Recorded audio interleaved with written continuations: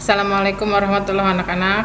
Ketemu lagi dengan saya Ibu Helen di pelajaran otomatisasi perkantoran. Kata otomatisasi,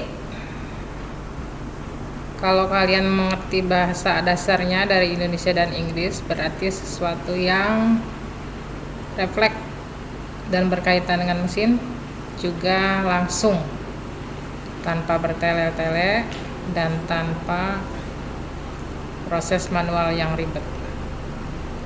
Dan hubungannya dengan perkantoran adalah bahwa ini digunakan di kantor-kantor untuk mempercepat dalam pengalihan fungsi peralatan yang menggunakan peralatan mekanis.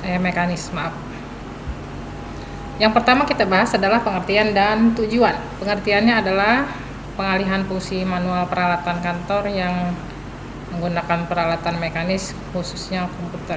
Sedangkan tujuannya itu yang mempercepat dan memperlancar setiap pekerjaan kantor untuk meningkatkan produktivitas kantor. Hasil produktivitas dengan penerapan otomatisasi perkantoran sangat jelas ya. Yang pertama, hemat biaya, kemudian mempermudah komunikasi, lengkap informasi, memperlancar informasi dengan penggabungan dan penerapan teknologi, juga memperbarui proses pelaksanaan pekerjaan, dan peningkatan komunikasi yang menghasilkan keputusan yang lebih baik dan cepat. Pokoknya serba ekspres. Yang kemudian selanjutnya adalah manfaat dari otomatisasi perkantoran. Apa manfaatnya? Yang pertama, mempermurah dan mempermudah. Mempermurah berarti sama kayak tadi ya, hemat biaya, dan mempermudah berarti ya tidak meringankan beban kamu.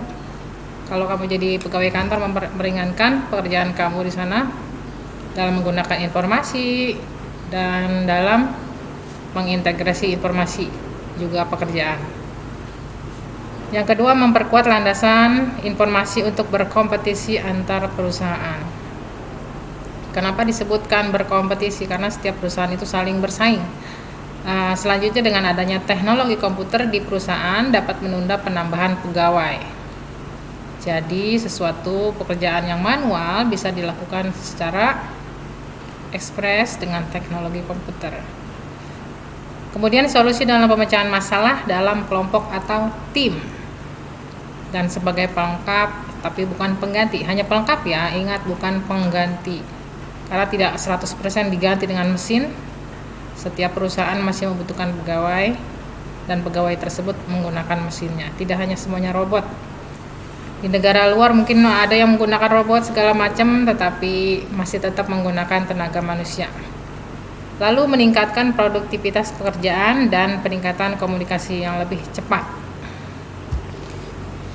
Dalam otomatisasi perkantoran ada beberapa konsep.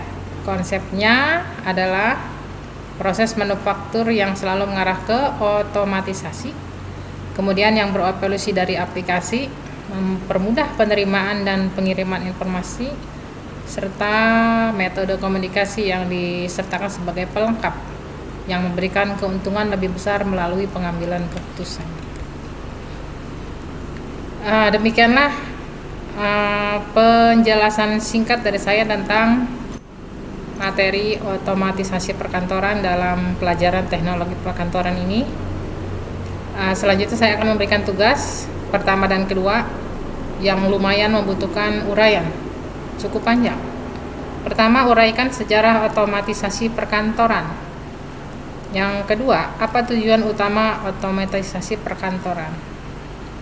Kemudian tugas keduanya, apa manfaat otomatisasi perkantoran yang sudah kalian pelajari? Uraikan pendapat kalian secara pribadi, dan terakhir, konsep apa yang digunakan dalam otomatisasi perkantoran. Demikianlah materi hari ini dan tugasnya. Saya ucapkan terima kasih. Assalamualaikum warahmatullahi wabarakatuh.